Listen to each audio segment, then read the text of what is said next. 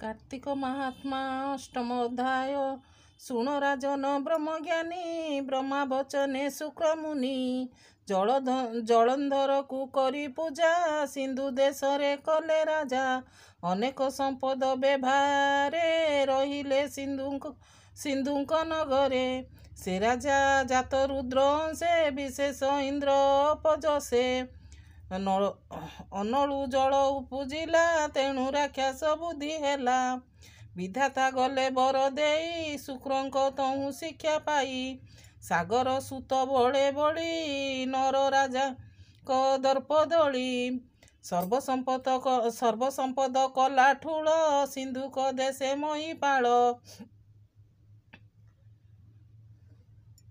असुर नारायण डरे लुचि जे थिले तलपुरे से सर्व शुक्रंक आदेशे मिलिले जलंधर पासे शंभु निशंभु बाणासुर अघा शंकुनि शंखासुर हेति प्रहति विप्रचिति भस्मरस घस्र स्वपति काल नेमिर पुत्र काल गजश्रवण च ब्रजमाल शंबर वृक्ष प्रभाकाशी कुंभ कर्कश बेनियासी ओइले बल महाबल हरित सुतता सकल निश्चंद्र अग्नि कीर्तिमा माळे मय दानव आसी मिले से ज्योतिर्चंद्र भास्कर खड़ग रोमा महावीर अशील शील अनुदय सुरभि निवारंती देय दये चंड प्रचंड मुंड आदि सुर जे पिचास विवादी ब्रजदष्ट जे शुभ्र भानु कृश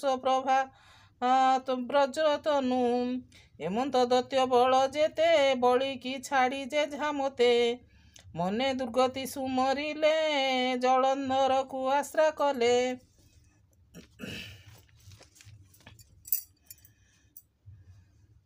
सागर सुता तांकु देखी बंधु सदरे भावे लेखी संपद देई रखे पासे शुक्रंक वाक्य उपदेशे काल नौमी दैत्य जेमा रूपे सुंदरी दीति उमा नाम ताहार वृंदावती सर्वलक्षणा स्वादी सती से कन्या शुक्र मंत्री बोले जलंधर को विवाह कले से सती पतिव्रता पुण्य असुर तेज दिनु दिने धनुज बल संगे घेनी जिणिला सकल मेदिनी शपथ दीपे चक्रवर्ती होइला सागर संतति सागर सुत एक दिने विजय संभर्व आसने शुक्र सहिते दैत्य बल सन्निधे अछंती सकल हेमंत राहु महादैत्य पातालपुर उपगत मिलिला जलंधर आगे निज शरीर बेनी भागे ताहाकु देखी सिंधु सुत बलई एकी विपरीत केतते कला बेनी खंड काहु पाइलु एते दंड एकथा मोर आगे कह देखी आकुल मोर देह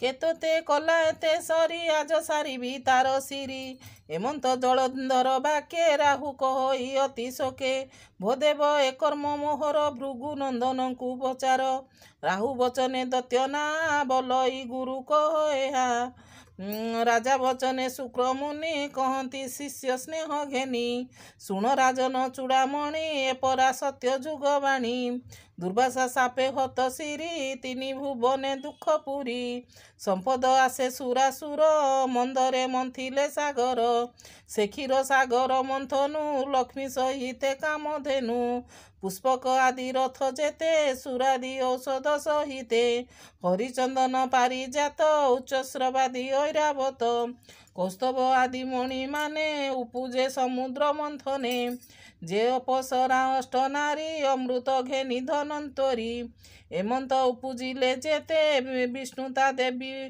देवती कहिते अमर भंडारे रखाई आपे लक्ष्मी की विवाह होई भोजने परसिले सुधा खाइबे बोली सर्वे सुधा श्रद्धा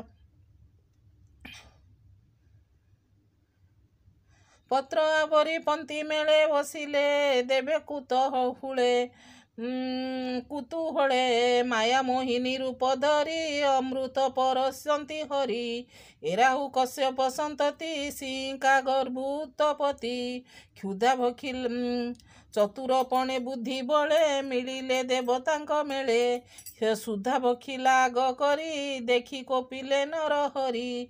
ଚକ୍ରେ ଛେଦିଲେ ଏହା ପିଣ୍ଡ ହୃଦୟ ଭାଗୁବେନି ଖଣ୍ଡ। ଅମୃତ ପ୍ରସାଦୁ ନ ମଲା ଏକ ଉଭୟ ମୂର୍ତ୍ତି ହେଲା। ତା ଦେଖି ବଳି ଆଦି ଦତ୍ତେ ଯୁଝିଲେ ଦେବଙ୍କ ସଙ୍ଗତେ।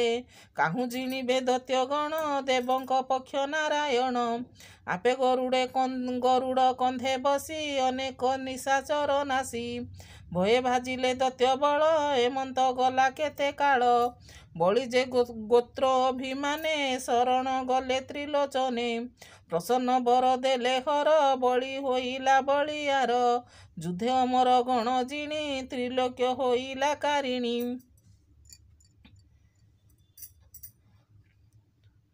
ଦାନେ ହୋଇଲା ଅତି ଦାତା ତା ଜାଣି ଜଗତ କରତା। ମାୟା ବାମନ ରୂପେ ଆସି ବଳିକି ମୋହିଲେ ଆକର୍ଷି। ଛଦ୍ମରେ ବିପ୍ର ରୂପ ଧରି ଦାନେ ହରିଲେ ତାର ଶିରି। ରଖିଲେ ନେଇ ତଳପୁରେ ଚେସନ ରାଜା ଭୟ ଚୋରେ। ଅସୁରେ ସେହି ମତ ହୋଇ ଲୁଚିଲେ ତଳପୁରେ ଯାଇ। ଏବେ ତ ଉଦଯୋଗ କାଳେ ଆସି ଖଟିଲେ ପାଦ ତଳେ। ତୁମ୍ଭେ ୟାଙ୍କୁ ଦୟା କର ଅତି ଦୁର୍ଗତିରୁ ଉଦ୍ଧାର।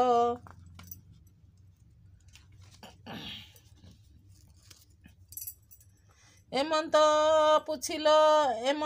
ପୁଛିଲ ଯେଉଁ କଥା କହିଲି ଶୁଣ ମହାରଥା। ଏରାହୁ ଦଣ୍ଡ ଏ ପ୍ରକାରେ ଏବେ ଖଟିଲା ଆସି ତୋରେ।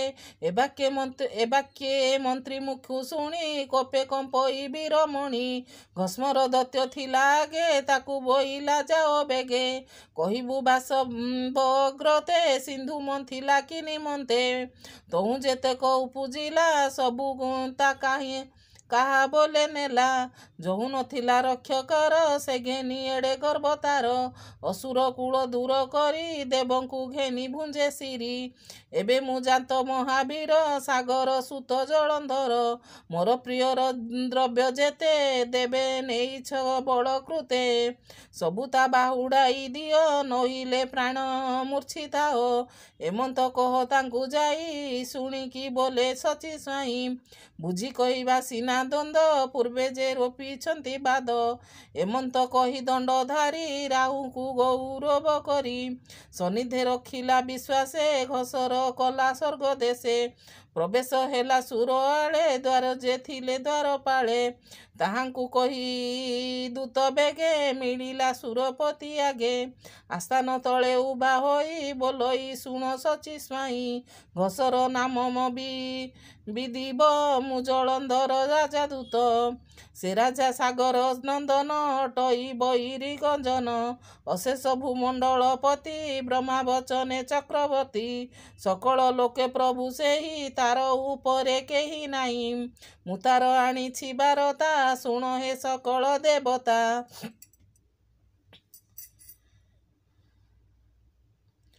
ପୂର୍ବେ ଯେ ମନ୍ଥିଲ ସାଗର ବିଷ୍ଣୁ ସହିତେ ସୁରାସୁର।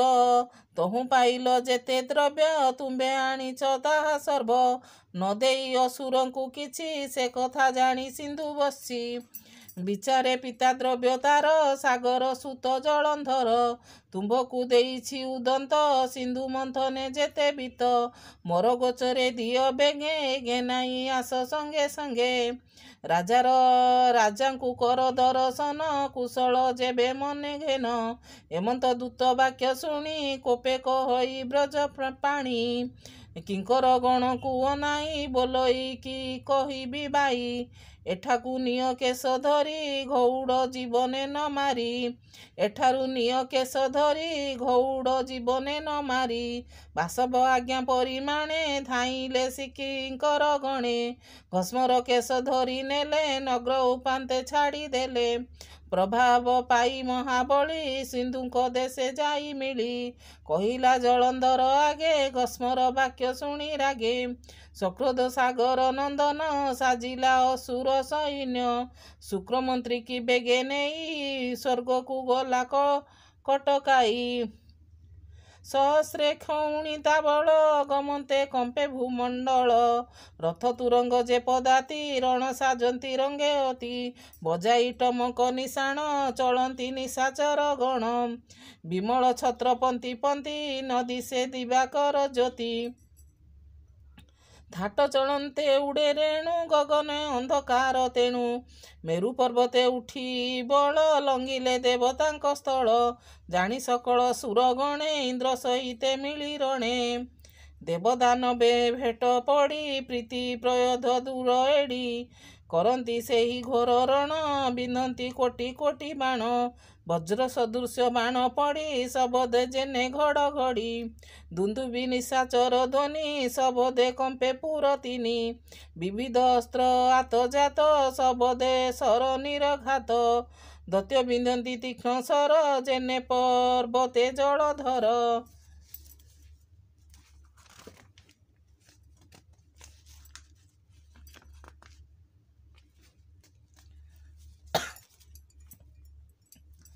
ରଥ ମାରଙ୍ଗ ହସ୍ତି ଚଢ଼ି ଯୁଦ୍ଧ କରନ୍ତି ଆଗ ବଢ଼ି।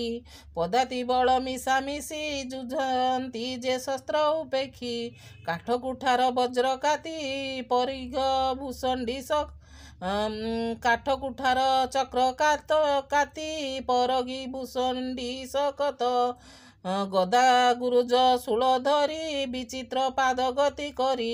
କେଅସି ପତ୍ର କରେ ତୁଳି ପ୍ରହାର କରୁଛନ୍ତି ବଳି। ଆଡ଼ନ୍ତି ଛାଡ଼ନ୍ତି ସବୁରି କେମାଲ ଯୁଧେ ଧରା ଧରି।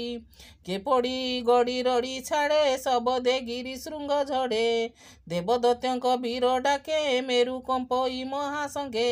ବେଳକୁ ବେଳ ଯୁଦ୍ଧ ଟାଣ ପଡ଼ନ୍ତି ଅପର୍ଯ୍ୟାତ ବାଣ। ସରସ ବିଘାତେ ସର ଛିଡ଼ି ମଢ଼ା ଉପରେ ମଢ଼ା ପଡ଼ି। ଉଭୟ ଥାଟୁ ଶିର ତୁଟି କବନ୍ଧ ନାଚେ କୋଟି କୋଟି। ରକତ ନଦୀ ପ୍ରାୟ ହୋଇ ସାଗର ମାର୍ଗେ ବହି ଯାଇ। ଏମନ୍ତ ଦୁର୍ଲଭ ସମର ବାସବ ସଙ୍ଗେ ଜଳଧର। ଯେତେ ଯୁଝିଲା ଅଙ୍ଗ ଛଳେ କହିଲେ ନ ସରିବ କାଳେ। ଏହି ପ୍ରକାରେ ଦେବଦତ୍ୟ ଯୁଦ୍ଧ କରନ୍ତି ନିତ୍ୟ ନିତ୍ୟ।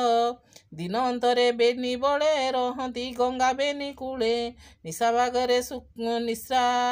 ଭାଗରେ ଶୁକ୍ର ଆସି ସଂଗ୍ରାମେ ଭୂମି ମଧ୍ୟେ ପଶି।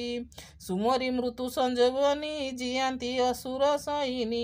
ରାଜା ଛାମକୁ ଘେନି ଯାନ୍ତି ତଦ ଅନ୍ତରେ ବୃହସ୍ପତି। ଦ୍ରୋଣାଦି ପର୍ବତରୁ ଆଣି ଯା ନାମ ବିଶଲ୍ୟ କରଣୀ। ସେ ବୃକ୍ଷ ପତ୍ର ରସ ନେଇ ଦେବଙ୍କୁ ଜୀବଦାନ ଦେଇ।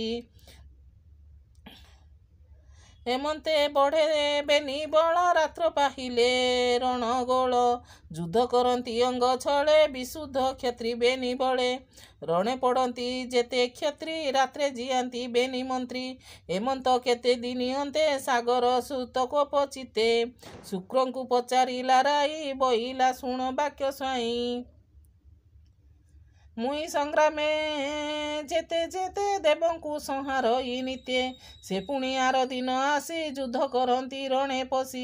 କେମନ୍ତେ ପାନ୍ତି ନିଜ ଦେହ ତୁମେ ତା କି ପାଇଁ ନ କହ।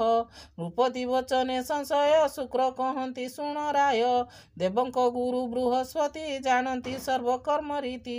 ସେ ଯେ ଦେବଙ୍କ ହିତ ପାଇଁ ଦ୍ରୋଣାଦି ପର୍ବତକୁ ଯାଇ।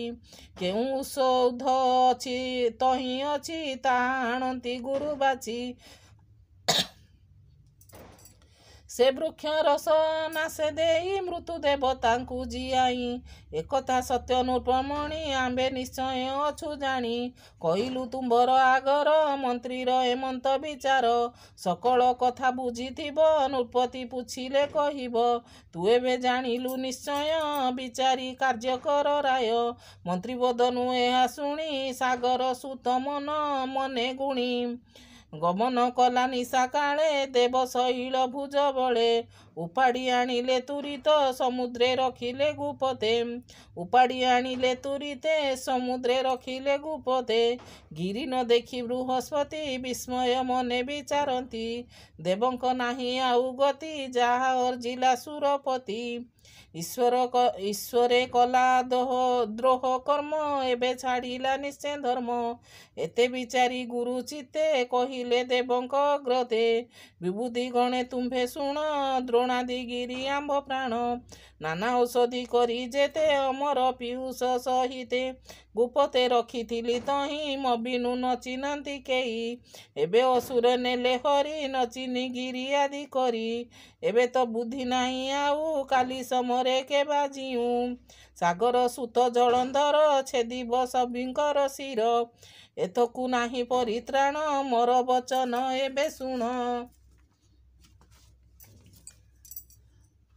ଉପେକ୍ଷୀ ସ୍ୱର୍ଗପୁରେ ବାସ ପଳାଅ ନିଜ ପଳାଇ ଯିବା ସର୍ବେ ଆସ। କନକଗିରି ଗୁହାଦିରେ କୁପତେ ରହିବା ନିର୍ଭରେ। ମନେ ସୁମରି ଶ୍ରୀପତି ଖଣ୍ଡିବା ସକଳ ଦୁର୍ଗତି। ଏମନ୍ତେ ଗୁରୁ ଶିକ୍ଷା ପାଇ ସକଳ ଦେବଲୋକ ଯାଇ। କାଞ୍ଚନଗିରି କୋଟେ ପଶି ମନେ ସୁମରି ବ୍ରହ୍ମରାଶି। ଗୁପତେ ରହିଲେ ନିଶ୍ଚିନ୍ତେ ଦେବଙ୍କୁ ନ ଦେଖି ଦୈତ୍ୟେ। ଆନନ୍ଦେ ବିହରନ୍ତି ସ୍ୱର୍ଗେ ସାଗର ସୁତ କର୍ମ ଭାଗେ। ଦେବଙ୍କ ପଣ ଜଣେ ଜଣେ ଆବରି ନିଶାଚର ଗଣେ। କାରେଣୀ ହେଲେ ତିନି ପୁରେ ଦେବେ ଲୁଚିଲେ ପ୍ରାଣ ଡରେ। ବିପତ୍ତି ଖଣ୍ଡିବା ନିମନ୍ତେ ମନ ନିବେଶୀ ଲକ୍ଷ୍ମୀକାନ୍ତେ। ସେ ପ୍ରଭୁ ସର୍ବଅନ୍ତର୍ଯ୍ୟାମୀ ଦେବଙ୍କ ଦେବ ସ୍ୱାମୀ।